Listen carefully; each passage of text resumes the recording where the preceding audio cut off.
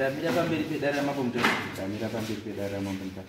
Zvese ndezvechokwadi. Zvishandisaka ndezvechokwadi. Ndikaimba chabatwa nemhosva. Ndikaimba chabatwa nemhosva. Mwari arimubatsiri wangu. Mwari arimubatsiri wangu. Pamusoro ichangamire. Ini ndinonzi Anis Nyambayi. Ndauyawo pamberi pedare renyu. Mundibatsirewo nyaya iri pakati pemusha wedu nen'anga inonzi Story. Maiwa muna February musi wa12 pandakareceiva nharembozha ichibva kumusha wedu mukuru kunova kuNyatata mubhuku raZimbiti. Patakaudzwa mashoko akabva kuna baba Story vachiti pana baba wangu anonzi Ruben kana kuti Give More vakatora mushonga kumba kwavo unova mushonga wehupfumi. Saka zvadaro isu sevana takaenda kumba tikaunganidzana semhuri tikasimuka tikaenda kumusha kwaStory kuti tinonzwisisa nyaya yatakanga taudzwa. Takasvika mumusha maStory, tasvika tikavapira nyaya yedu yatakanga tafambira. Ivo wakatibvunza wakati, imimi nyaya yamuri kutaura iyi muri kundipuma here kana kuti zvakamira sei? Tikati aiwa, pane audio yamakarekodwa muri kumusha wedu mukuru yamaitaura kuti makapa baba wedu mushonga. Saka ndiyo nyaya yataurira pano. Baba Story vakaramba wakati handizviziva mapuwa. Tikati aiwa baba, isusu chataurira pano tiri kuda chokwadi. Isu sevana wana baba vanorara wasipo, mangwana zvinozotitambudza. Ndosaka tasimuka kuya mumusha wenyu tiri kuda chokwadi. Wakati zvakanaka, bvisai mari yemutete ndikwanise kuti ndidini ndimbonokumbira wana sekuru.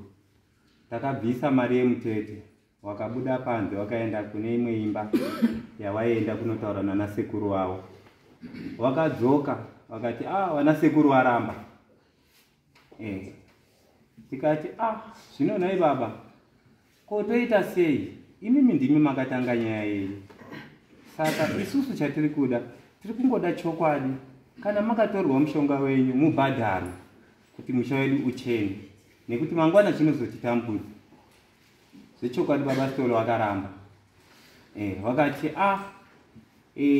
bvisai futi mari yedare mutete ndiende futi kunokumbira kuna nasekuru. Takabvisa futi mari wakaenda kurumu kuya kwavaienda. Ndobva wazodzoka wakati wana sekuru wati pakati penyu pane munhu akauya pano akatora mushonga wangu.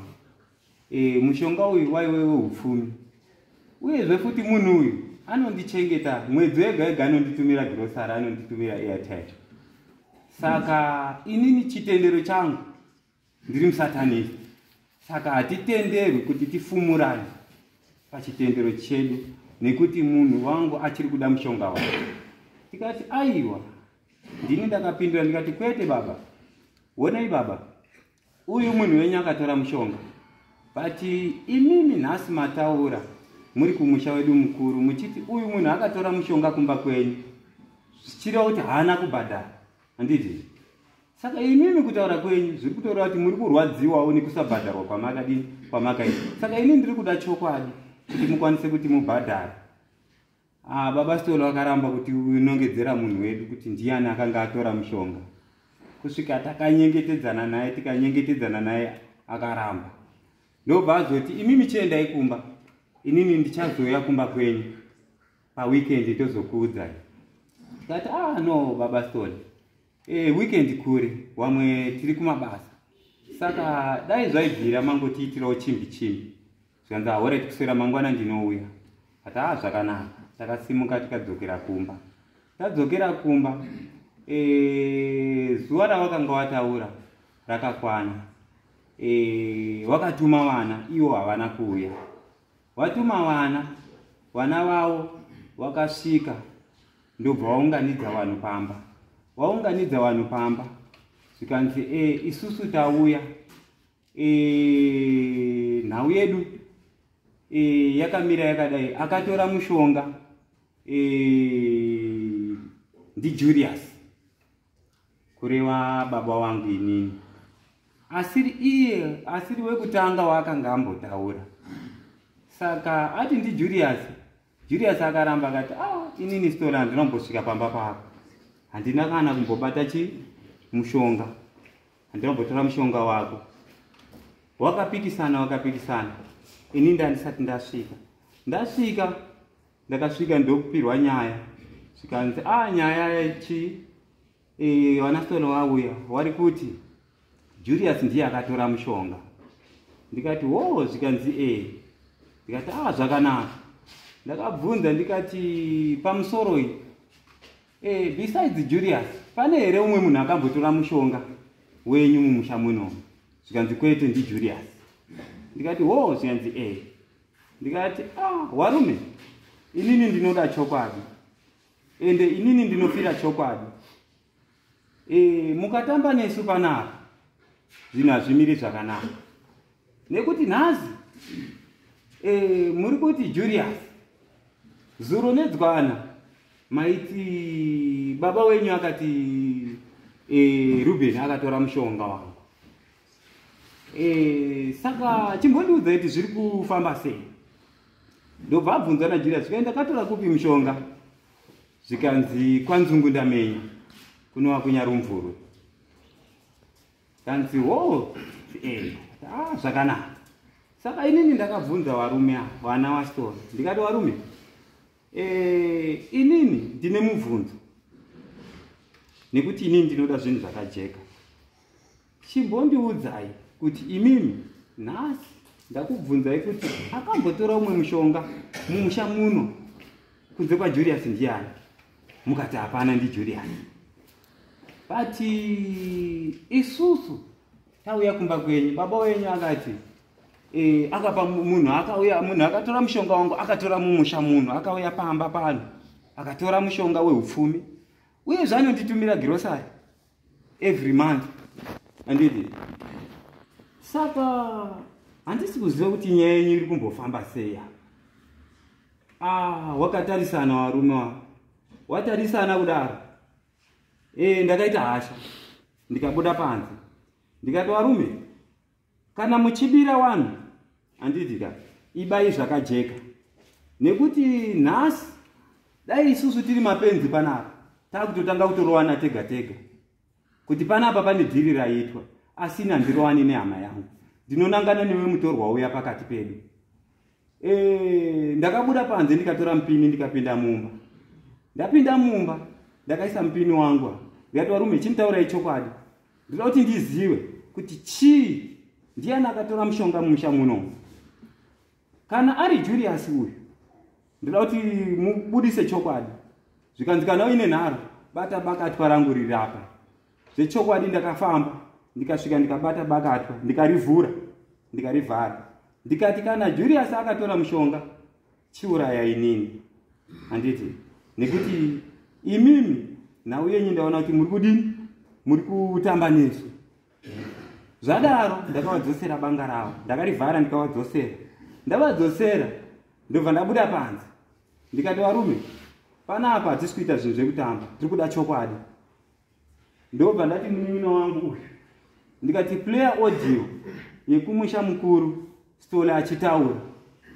Wakomana vana vaStola wakauya wakateerera audio iya. Wachiteerera audio iya, wachingopedza kuteerera audio wakabva watiza pamba. Watiza wachibva waenda. Isusu takasara. Tasara kudaro. Baba munini wangu wakatanga kurwara. Warwara mumashure umu. Ndakanga nditoriwo kuchechiwo, ndakangosimudzwawo. Ndikatoprofitwa nezva baba munini wavo, maererano nenhau dzemumusha dzanga dzakatobatwa nevakuru kumashure. Zvikanzi uyu murume uyu pamberi apo taona arwara, asi akasagadzirisa machira ainawo achamuuraya. Saka inini ndakanomuudza baba munini. Baba munini wakati, oraiti mwanangu, ndichadini? Ndichazvigadzirisa. Saka zvadaro baba munini warwara, takazama kuti tiwarapise.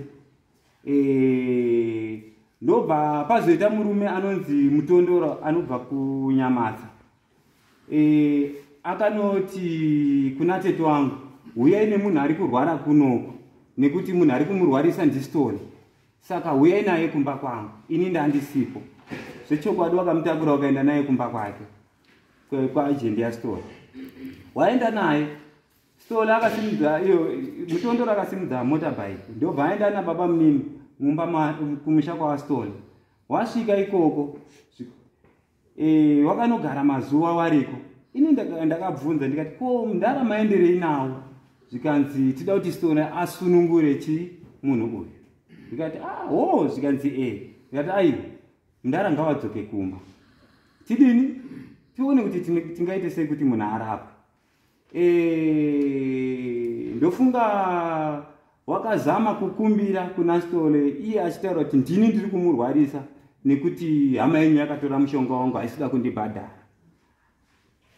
Zvadaro baba munini wakagara pamba pastori paipa wachimbozama wada kuti watize waende kumba kwavo, waingobatwa wachidzoserwa.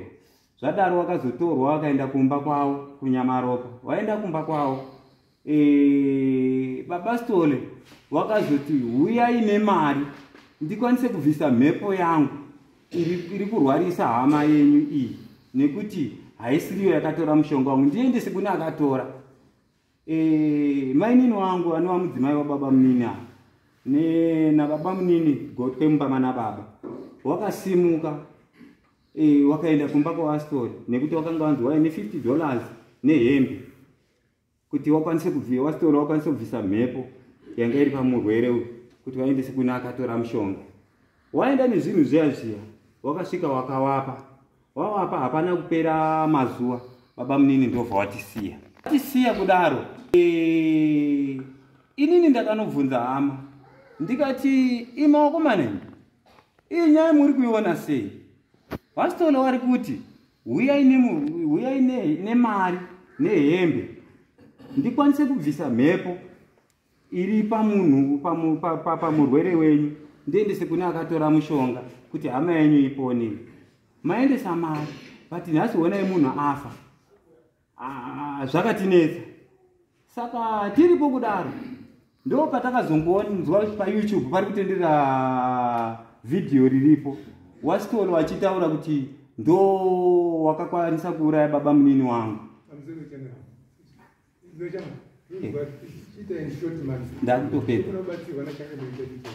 Ndakutopedza.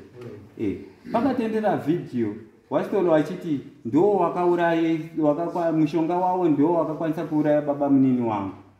Ndikati kunhaisi wastori wari kuti ndo wakauraya baba munini wangu, zviri kufamba sei? Yeti iwo wakati uyai nemari ndikwanise kubvisa mhepo yangu iri pamunhu uyu, nhasi wakufamba wachiti ndini ndakauraya. Handiti nekuti hama yedu iri kuramba kubhadhara mushonga wavo. Handiti saka zvadaro zvakatinetsa kusvika tambogara pasi semhuri tikaonesana. Nyaya ikamboenda kwa changamire wedu waJongwe, wastori wakadaidzwa wakaramba kuenda. Kusvika ini ndazoti maybe wari kudherera uku, ngatichiendei kunani, kuna Changamire Mutasa, wakwanise kutibatsira nhau yedu pamwe tingabatsirikana. Tofunga ndo mamire akaita nyaya yangu. Okay. Anokure resto.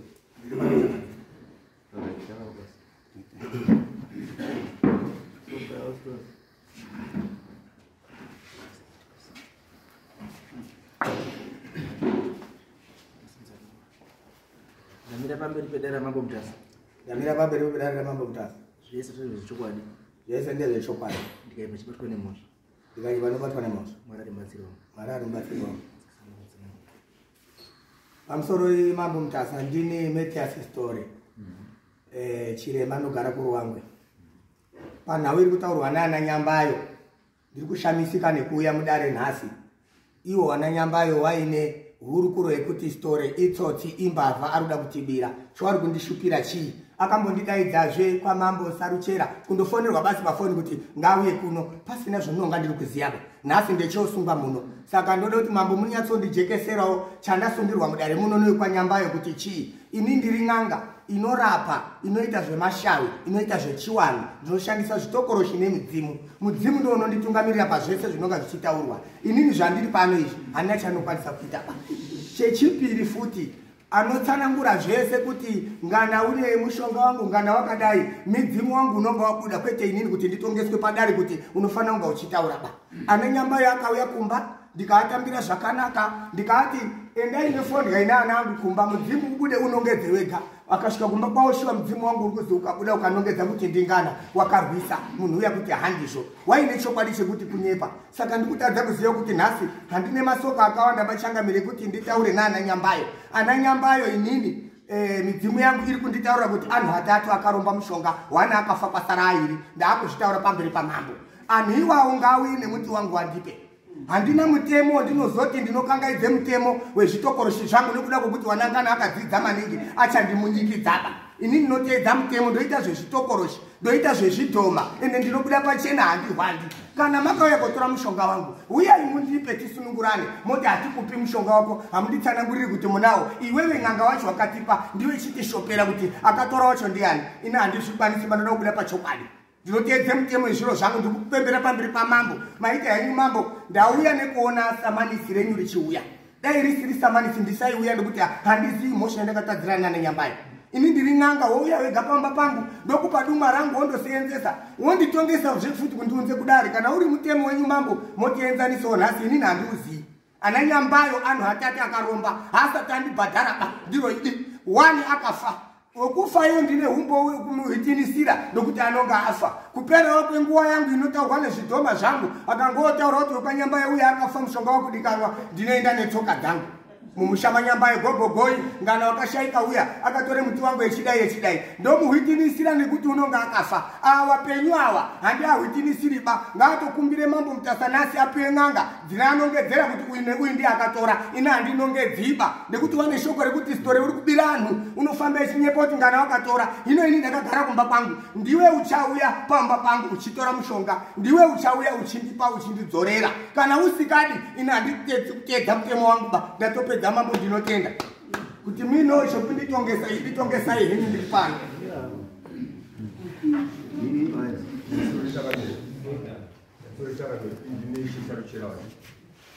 Baba wanonyibona bafunira ndakatendesera mapurisa amwe nemasane samoni asa nawapa samoni wakatambira samoni rangu after 2 weeks ndakutsvaga kuti wachirudaro ndakawafonya ndiri padare awa wanyanyamba yaungana so adzini handiwiko ana nguva yacho bana baba saka zvakukeba kuti ndakawafonera vanonyipa ndakavapa mapurisa akanda kuti samoni nesamoni vaita basi vanonyipa baba ndakawafonera iwe handiwo pane nyaya hombe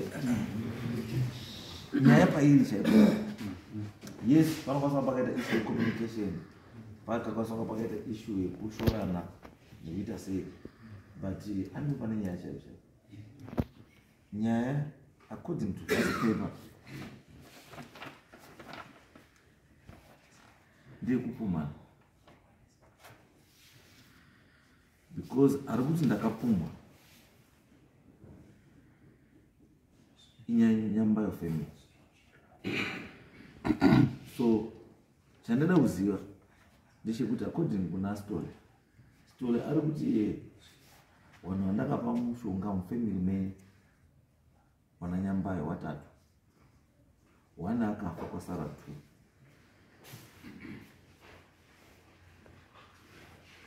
Saka chandada kuziva inini ndechekuti pakati penyu because mati nyambayo family mukati nyambayo family it means it's inclusive of even vanhu vacho vamwe vacho vaidi vari pakati penyu wane mishonga yavo nevasina mishonga. Saka chiripo chekutanga chandida kuti tizive ndechekuti pakati penyu munombozivana here kuti wakaromba wacho neasina ndiya. Kwete changamira hatisi kuziva nekuti baba wakatanga kunongedza baba munini wangu ende audio yacho iripo wachitaura wari mumusha wedu mukuru. No. What was right? Vanongedza bamba. Wakatanga unongedza Vanongedza bamba vakadii. Ndobva wazotuma vana wavo mumusha medu. Watuma vana wavo mumusha medu. Vana vavo vauya vakanoti Julius. Avo vakagara apa. Ndobva ndabvunza inini, besides Julius, pane umwe here munhu akadini akatora mushonga. Sorry. Mati akatuma wana wake. Meaning mudhandi. Saka pakanongedzwa kechipiri hasi. Tuira. Pakanongedzwa kechipiri hasi Nasiri wana wake. Wana wacho vanobudirwe. Handizivi. Imi pamakawagashira kuti murikugashira vanani.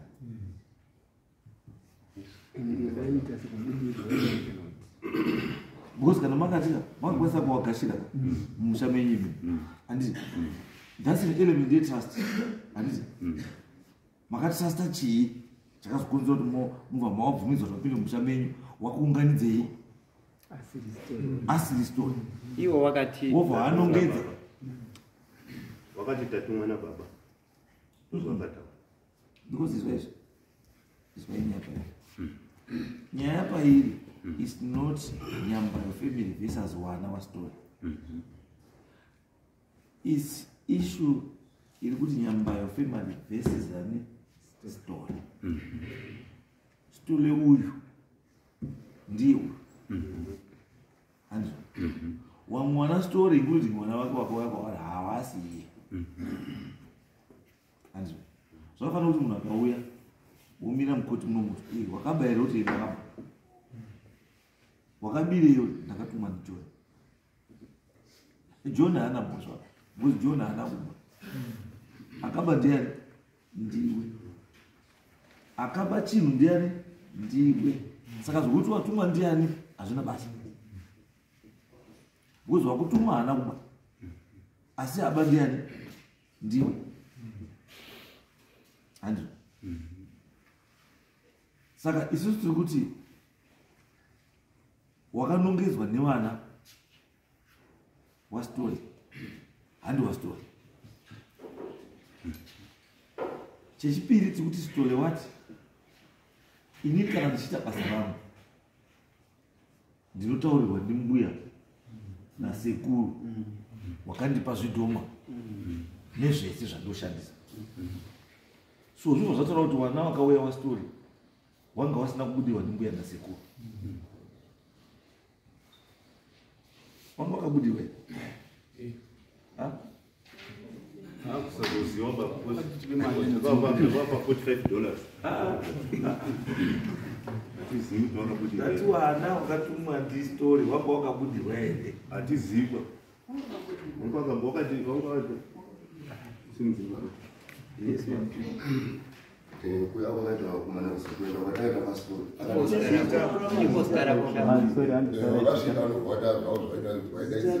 handitaura izita. Wakasvika zvishwari Zita. pamusoro shanga zita yangu noziponya.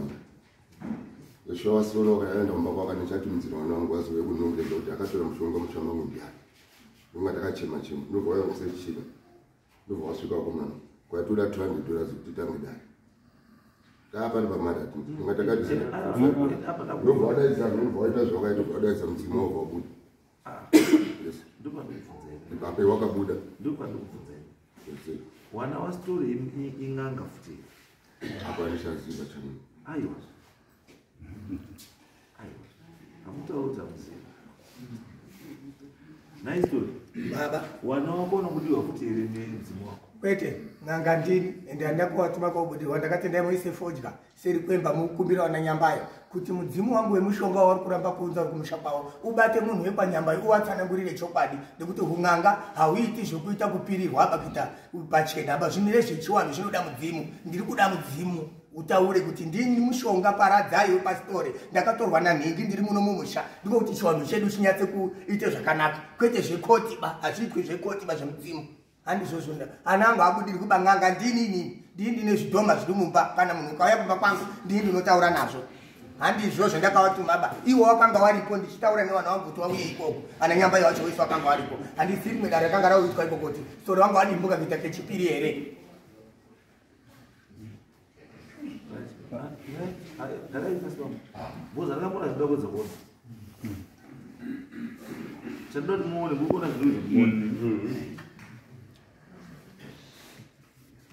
Don't let my emotions take advantage of you.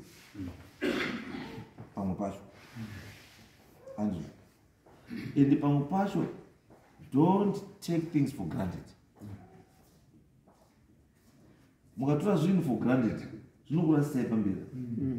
Chokwadi chaichai chabuda. Taisai nhasi chokwadi chabuda. Kuti vana vakauya vastorera, wakakuhirai mari wakakunyepirai. Matsotsi. Baba utaura pamberi kuti hawabudirwi baba, hawana mudzimu, hawana chii. Matsotsi. Handi mazona? So tikuti isusu zvakaitwa nematsotsi hazvinei nechii nastori baba nenyaya yenyu yamamunana baba hazvinei, although akavatuma vana but vana vakanoita zvakasina kudii. Zvakafanana kuti mwana wamambo handizi ubva asika pabhawa ubva ati wakomana wari panapa azi ndamudhara nditengerei doro wanobva utenga chii doro asi ndini mudhara kuti handitomwi doro. Munoti here mangwana mafamba kuti mambo wakatitumira vana wake kuti atitengere doro ati atimutengere doro. Kuti nyaya dzeun'anga idzi nyaya idzi dziri traditional. Saka kana chiri traditional chine gwara rinoteedzwa. Indivi nyamushona muno tasvika mushona muno muno vanhu vakawanda varubudiwa muno warubudiwa nechokwadi warubudiwa nemanyepo asi zvatoita kana munhu auya apa isusu handizvo kumuvheta kuti unoti mudzimu here uyu kana kuti chii kakawanda muchitoona apa nditi munozoona kuti tiitora nemudzimu titora nemudzimu handiti gare gare wozwa munhu akuti inini but inini asi kuti wakaita sei wakabudirwa handinogona wobva tinoziva kuti hapana chii hapana chiripo handizvo. Saka chine chiripo chekutanga chandaona chimwe chiri an African chamakaita handizvo. Munhu akaenda kun'anga mukanzwa through hearsay kuti kun'anga kwaaenda wataurirwa zvakati hamuapurochi n'anga iyoyo muchibvunza kuti tazwa kuti wapa uyu wataurira uyu kuti tiri kufa tese next week.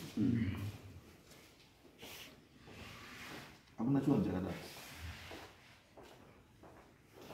Muziva hakuna chivanhu chakadaro. Chivanhu zvomakatozwa through hearsay kuti baba waenda panomuronga dhiri rakati handisi imi maifanira kuendawo makadai munovhara chii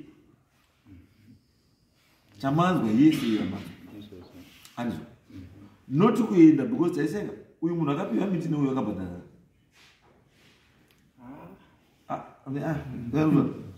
munhu wamakazwa kuti apiwa chii muti haana kupiwa muti chii mahara ende pachiwanhu kana uchipiwa muti unopiwa muti uine mhiko handisi. Saka nyakupiwa haaputsi mhiko nyakupa haaputsi chii mhiko ndochii ndochiwanhu.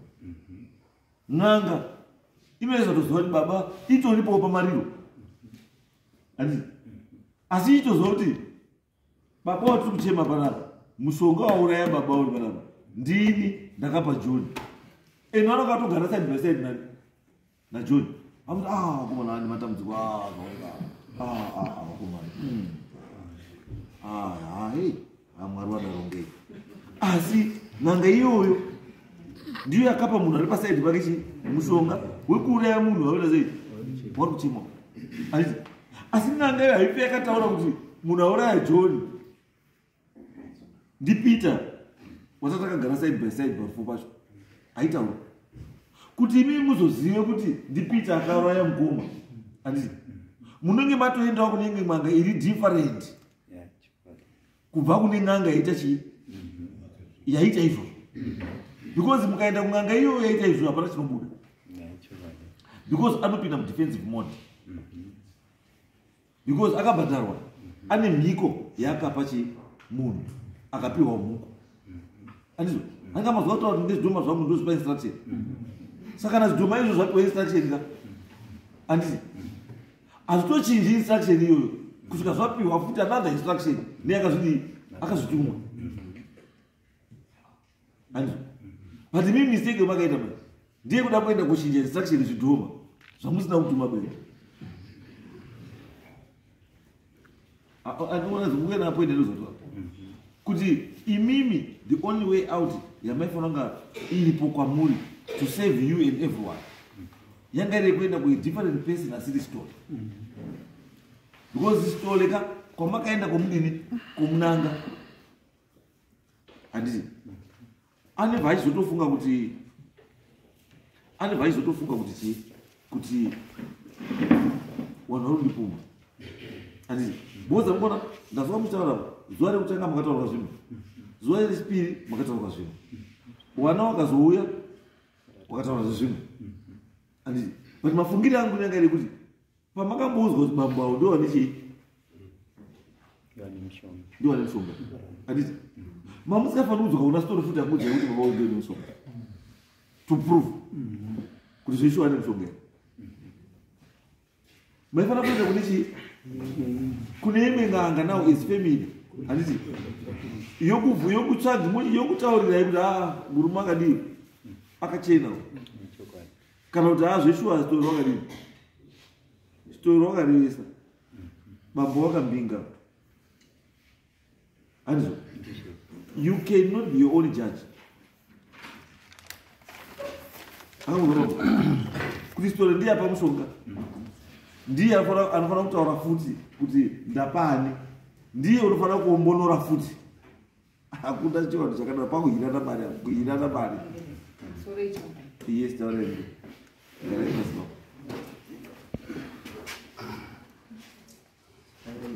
Veronica Nyambaya musi takadaidzwa muna February matauri nemwana mufamily yese kwaNyambaya anozviita takaenda takabva kumba kwedu na 3 o'clock kuti tibate time yaitwa 7 o'clock tisangana na story shuwa takasvika chimbotisvike kuchiridzwa kahoshokuti muone kubuda mama baba mnini wana zvikanzi mudzimu bva wabuda kugara kutaita zvikanzi wabva wapedzana zvawanga wabvunzana nevamwe wavo zvawakatorera chazviziva kuti handifariri n'anga zvikanzi vanhu vekuruchara wauya here nemudzimu uya anonzi paradzai mudzimu wacho kwai vanhu vekuruchara wauya here tikati tiri pani zvikanzi kweRuben ari tori mwana wamayangu here tikati haana kuuya ari kumba zvikanzi agarire chii nemudzimu ndotaibvunzana navo kati hatiziva zvaadini zvaagarira handizvei zvikanzi agara nekuti akaromba kumba akatora zvinhu zvangu unene paradzai mudzimu kati ifa hatizodini ba hatizoziva kuti kati tichasvika mba tichinotaura nyaya kuti ndo zvataura kuti sekuru anzi makadini makanotora mushonga kwastori ndo pakasimuka vana vese vashuwa vanhu vese vakaenda kwani kwastori kuti rega tinyatsobvunza dzimunhu anonge zvoshuwa kuti ndikanonge zvoti wamutosoka ndi tetonye ndiyakaya pana pakatora mushonga wataura chokwadizvi nekuti mudzimu haunyepiwa mudzimu ani munhu wese adzobanga kutaura munhu anga akatoburikirwa akapfeka jeti chemanheka chine mambere maviri uyareba ndikunongedza munhu kutaura ani ndiyakagara akati ndauya ina handina kuenda kondakanzwa nyaya yekushinja mastatement akanhangwa ndiri kumba vachitongesana newana wega wega handizvo kana nene munhu andatuma nenosvikiwa pano pahandizvo nditori muprofiti wandakuzwa kuti ive ndiwe wakatora zvinhu kwasitori handizvino ndauya kuti undipawo zvinhu zvangu ndiende kumba handizvo kozi hatirambirwa toroti zvitori watora zvinhu zvawaendepewo kumba kwawo handizvo mwana wamayangu kubhadhara zvidini zvibhemu mushandizvo zvega kuuraya hama handizvo asi wastori vakataura musofa hanzadzi yangu kunyamaropo wachifona pafoni kuti ndono 10,000 US. Sadarobo kana vakataura muri ng'anga taura ichokwadi toda kumira tinongedze munhu wacho kuti wastori mira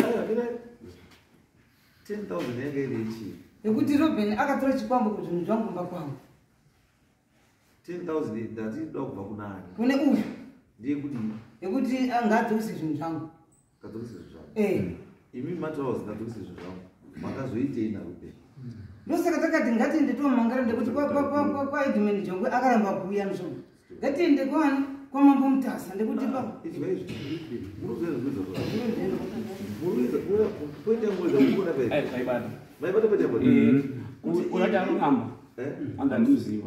aiwa ndosaka nduti uyo haarambiri murombo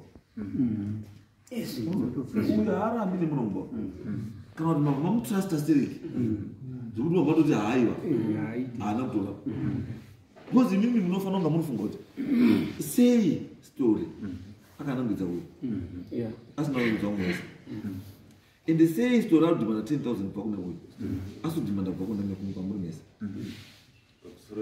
mina mukona ndizota kuti chiwanhu chinoti chii handikanongedzwa handiti saka its his duty handiti to prove his innocence kuti guys I'm innocent handiti kana kuti asi kuti aprove kuti ari innocent handitika munofolowa nzira yakambozvitaurwa nayo kwazvakabva ndo nzira imwe chete yamunodii yamunoshandisa asi you don't go to the same person ataura kuti uyu ndiye munhu hazviitiba munopoenda kubairi hamudzoki kune chii kune munhu ataura wacho kuti uyu munhu akatora zviro zvafa imimi endai nedzimwe nzira handika muenda neuyu handiti muona kuti zvokutaurwa nemurume uyu ichokwadi here kana kuti chii manyepo because ndikatarisa samuno renyu harina kutonyorwa zvakanaka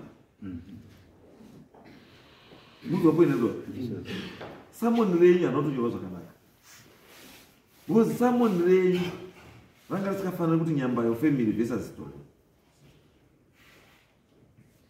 raifanira kunzi anonzi bambwana raifanira kunzi Ruben amirai raifanira kunzi ani versus ani because akapfungwa ndiani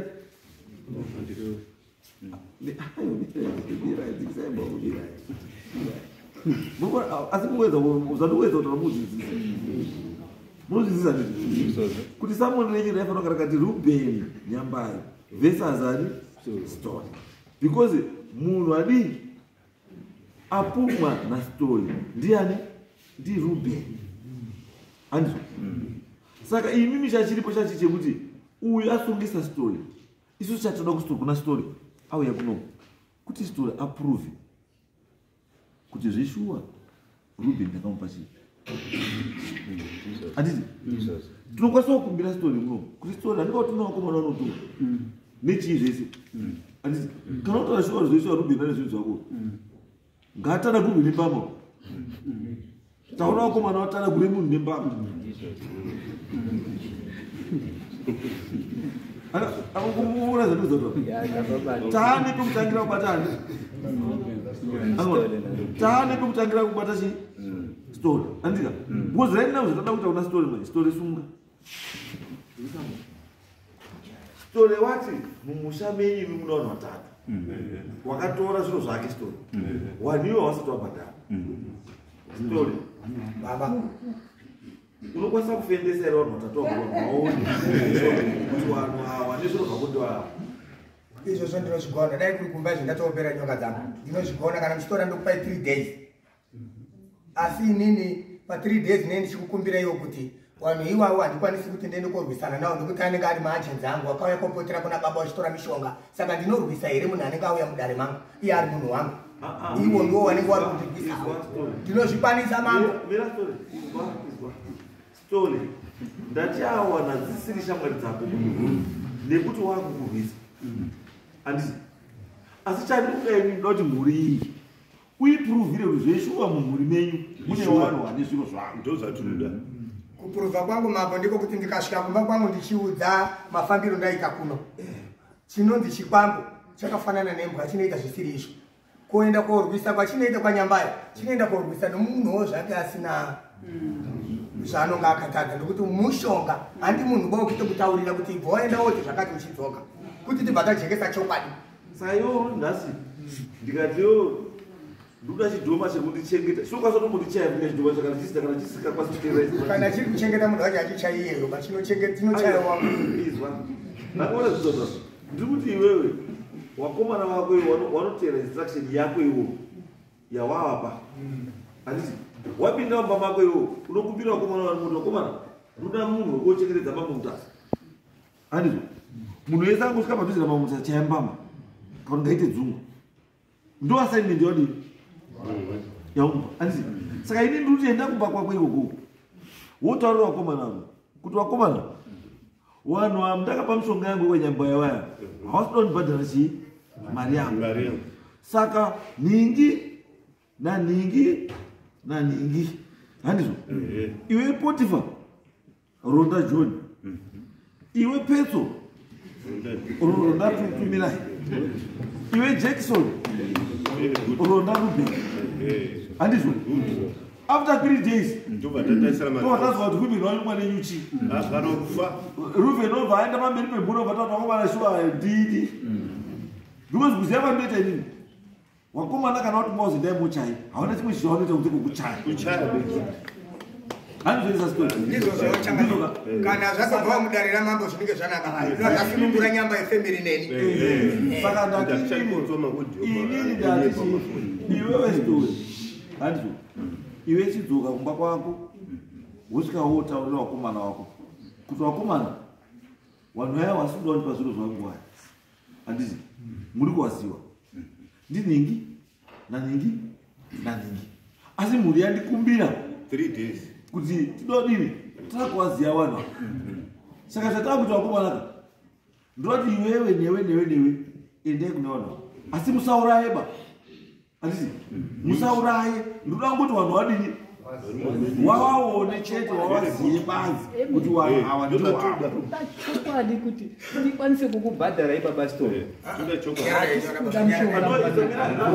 ichangamire tinoda kutaura zvinhu zvinenge zvinoita zvichibudika pachena zvisingaite. Kutuma kwanoita chidhoma munhu akafa asiyana nekuswicha on magetsi zviri kutaurwa nachangamire ndiri kuzvinzwa. Inini ndinoenda kopira dare rangu sekuru mukoma Paradhaine nemukoma Adhiki tabva kwachangamire kwamambo Mutasa. Mambo Mutasa wati zvinhu zviri kunetsa kwaNyambayo endai moteere vanhu vakatora kuno murwise iwo ndapedza handizvo. Aiwa handidi mazuva handidi kupindira ipapo handitumwi zvisingaiti. Inini ndii ndinoziva zvidhoma zvangu zvandinotuma saka ndiri kupupura pamberi pamambo ndokuti mukada kupanana ma3 days tichadzoka hekuti pano okwa inini ndikubva ndakutaurisawo ndichipedza mhuri yekwaNyambayo handizodi iona kuumba kwangu ichiuya yakawanda pamusoro penyaya iyi kunze kwekudzoka futi kupi pamambo kuno kuti tobhadharana newaya wakatora waya toripirana tichauya pamberi pani pamambo nokuti zvatinozoita tega uko mambo haazozivi patinozotaura neimwe nzira ezvotakazoita zvisiri zvipiba. Saka izvozvi ndatenda mambo Mutasa ndimi mazogona kupedza dambudziko riya nyamasi unoyu. Mhuri yekwaNyambayo handidi kukuonai kumba kwenyu kumba kwangu. Inini ndichadaidzwa nomupurisa wamambo Mutasa kuti wana waNyambayo wauya mudare nenyaya ipi iyaya nhingi wazouya echiti anenge kutaura vese musauye kumhatso kwangu ba. Inini kubvawo pano ndakaendawo kosumawo dare rangu rana Paradhaine ndinoziva magariro ndinoita nawo. Kana zviri izvo tibva tatotenda dare riya razopera.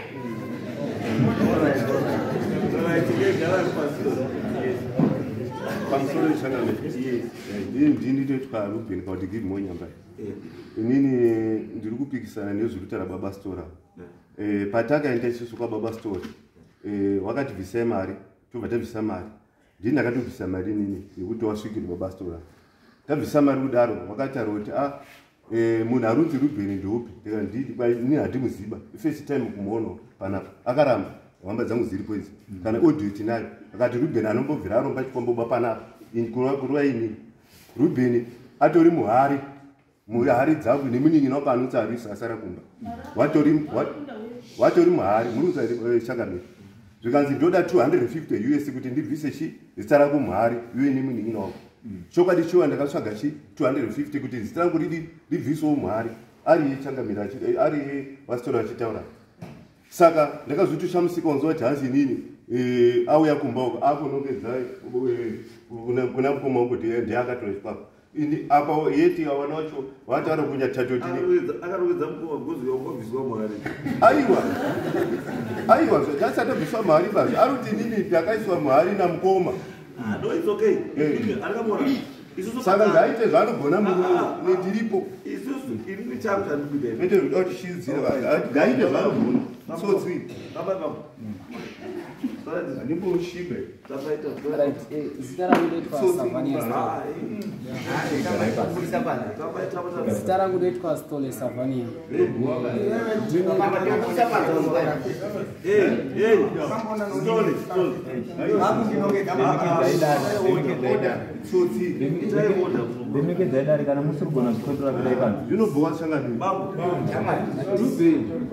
Right, indoitwa Stole Savania.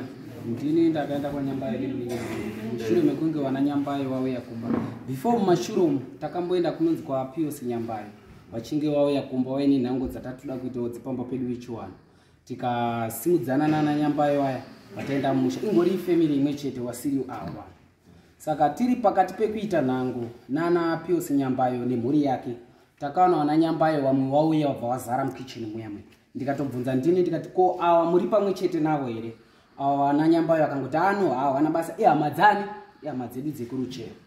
Vawataurwa nemudzimu kunzi Ruben ari kupi? Wana Nyambayo wakanga wabva kuruchera waya. Zvikanzi Ruben ari kumba. Hapana kutaurwa zvakawanda ipapo. Zvikanzi anofana kuuya kumba kwani? Kumba kwangu. Mudzimu waidaro. Zvekuti wasitore wangava ndiwo wakanongedza kuti Ruben ndiwo wakatora mushonga zvekuti uya angauye kosungisa wasitore kudare kuti wari kuti pumha takatora mushonga wasitore wana kumunongedza. Mudzimu waitotaura. Kwete kuti wauya kana kuti mungamumba vanogona kunzwa maodhi wese wana Nyambayo apa wana namba dza story baba zvinhu zvachitista wadairiwo hawana kana namba ya story kana 1 isusu wana it's okay right nyaya topera inini chizokai wana Nyambayo chizokai Stole inini Stole ndichange ndichikufuna chivemapiwa namba dza story chivemampa uchibva pastori ubva pa namba dzawo ndinenge ndichida kuti ndizwe update yekuti wangani wadonha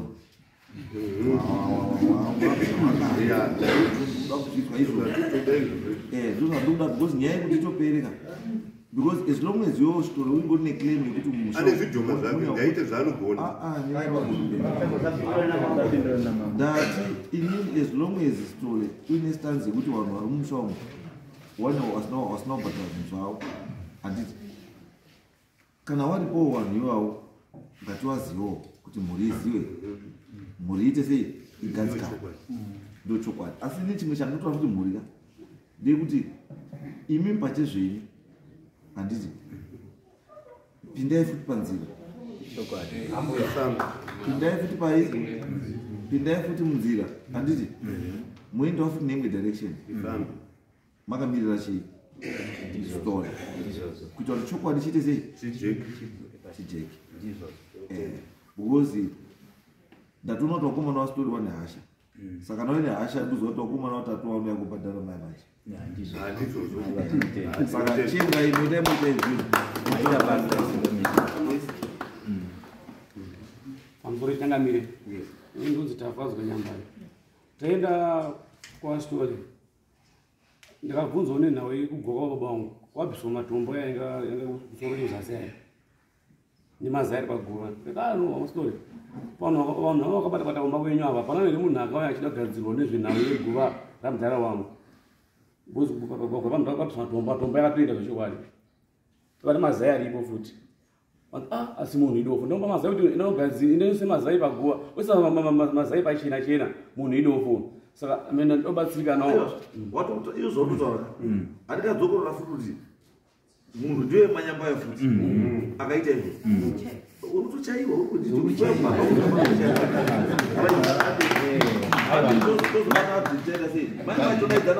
Tinotenda vaita basa changamba.